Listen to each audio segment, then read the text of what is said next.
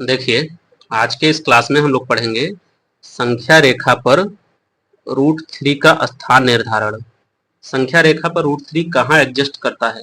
देखिए, √3 एक अपरिमेय संख्या है और सभी अपरिमेय संख्याएं वास्तविक संख्या होती है, और वास्तविक संख्या है तो जरूरी है कि उसका भी एक स्थान होगा ही होगा संख्या रेखा पर। तो कहाँ पे होगा, हम लोग यही जानने की कोशिश करेंगे। तो सबसे पहले हम लोग क्या करेंगे, देखिए इसको पढ़ने से पहले हम लोगों ने पिछली क्लास में पढ़ा कि √2 करड़ी में दो संख्या रेखा पर कहाँ पे है। तो यहाँ भी √3 का निकालने से पहले हमें √2 का निकालना पड़ेगा थोड़ा सा, तो हम थोड़ा तेजी से उसको निकालेंगे। तो आप लोग देखिए, सबसे पहले हम लोग एक संख्या रेखा बनाते हैं। संख्या रेखा बनाना पड़ेगा हमको, तो आइए सबसे पहले संख्या रेखा बना लेते हैं।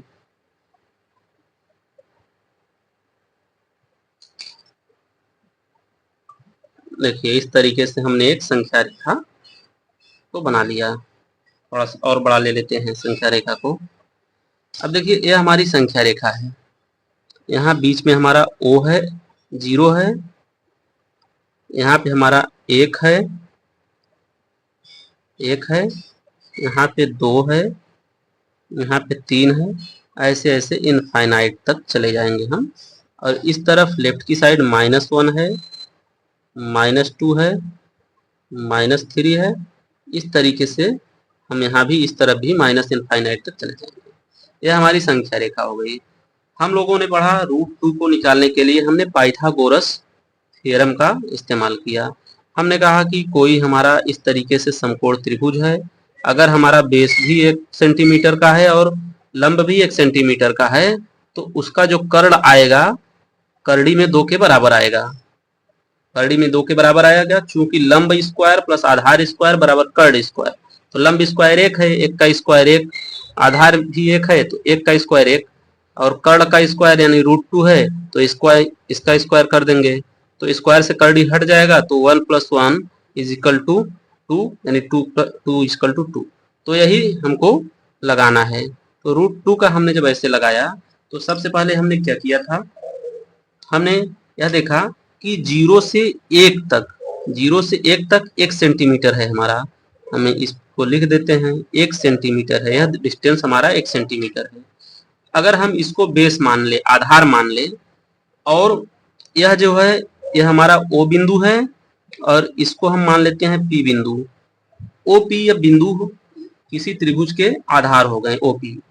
अगर O से P तक की दूरी हमारी 1 सेंटीमीटर है, तो हम क्या करेंगे, यही दूरी लेके हम जो यहाँ पे हमने ऐसे बनाया रफ फिगर के रूप में, 1 सेंटीमीटर का हमारा लंब, 1 सेंटीमीटर का आधार, तो कर्ण क्या हो जाएगा, करड़ी में 2 के बराबर।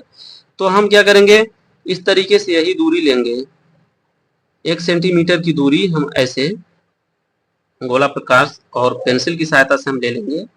तो 1 सेंटीमीटर की दूरी हमने ऐसे ले लिया। फिर क्या करेंगे, इस P बिंदु को हम, P बिंदु पे यहाँ पे इसका नोक रख के हम ऐसे चाप काट देंगे। अब करेंगे, और फिर क्या करेंगे, इस P बिंदु से होते हुए इस संख्या रेखा पर एक लंब डाल देंगे। P बिंदु से होते हुए लंब डालेंगे। तो चलिए हम लंब डाल दिए।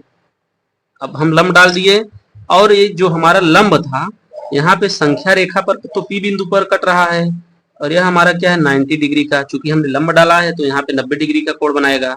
और फिर ये जो कटान बिंदु है लंब का, इसको हम O के साथ मिला देंगे। O के साथ जब हम मिलाएंगे, O के साथ हमने मिला दिया। चलिए, तो जब हम मिलाए तो यह जो हो गया Q बिंदु हो गया, यह कटान बिंदु Q बिंदु हो गया। और P से Q तक की दूरी 1 सेंटीमीटर के बराबर होगी। क्योंकि हमारा O से P क्या है, 1 सेंटीमीटर है, इसी दूरी को लेके हमने चाप काटा था, तो यह भी हो क्या है, कितना हो गया, 1 सेंटीमीटर। अब ये दोनों हमारे 1 सेंटीमीटर हो गए, और OPQ जो है समकोण त्रिभुज बन गया। तो जब 1 सेंटीमीटर O से P तक की दूरी, P से Q तक की दूरी 1 सेंटीमीटर, तो OQ जो हो जाएगा हमारा करड़ी में 2 सेंटीमीटर, पाइथागोरस प्रमेय से। अब देखिए, √2 किस लिए जरूरी था, हमें √3 का स्थान का निर्धारण करने के लिए √2 का हमें निर्धारण जरूरी था।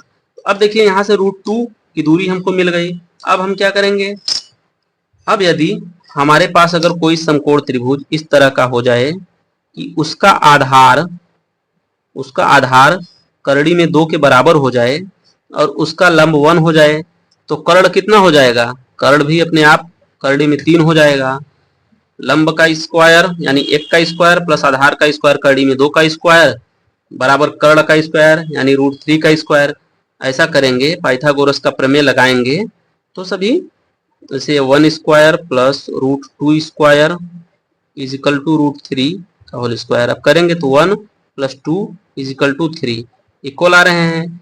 तो इस तरीके से हम क्या करेंगे, Q को फिर क्या करेंगे, बेस मान के Q से हम 1 सेंटीमीटर का लंब डालेंगे। इस Q बिंदु पर 1 सेंटीमीटर का लंब डालेंगे। अब Q पर जब 1 सेंटीमीटर का हम लंब डालेंगे तो सबसे पहले हम क्या करेंगे, 1 सेंटीमीटर की दूरी हम यहाँ से लेते हैं। यह भी हमारा 1 सेंटीमीटर है, यह भी 1 सेंटीमीटर है। तो अब यही दूरी हम क्या करेंगे, Q को मूल बिंदु मान के यहाँ से हम ऐसे चाप काट देंगे 1 सेंटीमीटर का। अब 1 सेंटीमीटर का चाप काटने के बाद क्या करेंगे, Q बिंदु पर लंब डालेंगे। तो लंब डालेंगे तो यह जो है, तो यह लंब रेखा जो है इस कटान बिंदु पर जहां पे काटेगा वह हमारा हो जाएगा R। ए बिंदु जो हो गया R। अब हम क्या करेंगे, O को R से मिला देंगे। O को R से मिलाएंगे, O को हमने R से मिला दिया। अब जब हमने O को R से मिला दिया तो जो हमारा OQR जो हो गया समकोण त्रिभुज हो गया, क्योंकि यहाँ पे लंब डाला है तो यह 90 डिग्री हो गया। OQR जो है समकोण त्रिभुज हो गया और QR की दूरी 1 सेंटीमीटर हो गई। अब देखिए, अब इस त्रिभुज में अगर हम देखेंगे OQR में अगर बेस हमारा करड़ी में 2 सेंटीमीटर है, लंब हमारा 1 सेंटीमीटर है, तो जो इसका कर्ण आएगा करड़ी में 3 सेंटीमीटर के बराबर आ जाएगा पाइथागोरस प्रमेय से। अब पाइथागोरस प्रमेय से करड़ी में 3 सेंटीमीटर के बराबर आ गया, लेकिन जो R है यह संख्या रेखा पर नहीं है। हमको क्या करना है, इस संख्या रेखा पर इसको दर्शाना है, करड़ी के 3 को। करड़ी में 3 का स्थान का निर्धारण जो है संख्या रेखा पर करना है। और ऐसे क्या है, दूरी तो हमको मिल गई लेकिन संख्या रेखा पर नहीं है। तो हम क्या करेंगे, इस दूरी को O पर इसका हम नोक रख देंगे और यहाँ पे हम पेंसिल का नोक रख के R के बिंदु पर एक चाप लेंगे और यही चाप से हम ऐसे काट देंगे पूरा। तो देखिए यह जो है संख्या रेखा पर कहीं पे कट रहा है, संख्या रेखा पर 2 के जस्ट पहले कट रहा है। तो जब कट रहा है इसको हम चलिए O हमने मान लिया, P मान लिया, Q मान लिया, R मान लिया, इसको हम S बिंदु मान लेते हैं, S बिंदु मान लेते हैं। तो जब O से R की दूरी करड़ी में 3 है तो क्या O से S की दूरी करड़ी में 3 नहीं होगी, क्योंकि वही दूरी है, वही चाप हमने लिया है इक्वल।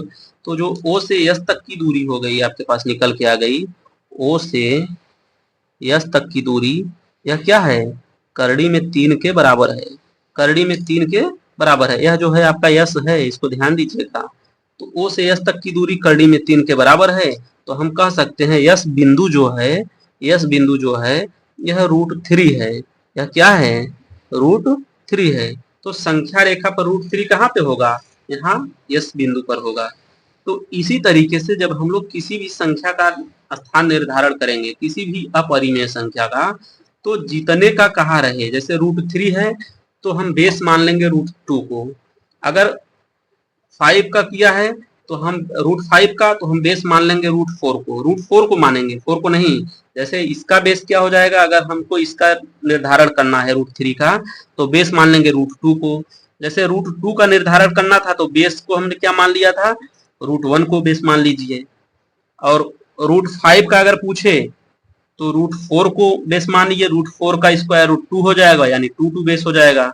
तो इस तरीके से हम लोग संख्या रेखा पर अपरिमेय संख्याओं के स्थान का निर्धारण बड़े ही आसानी से कर सकते हैं। अगर यह वीडियो एक बार में समझ में ना आया हो तो दोबारा देख लीजिए, अच्छे से नोट्स बना लीजिए।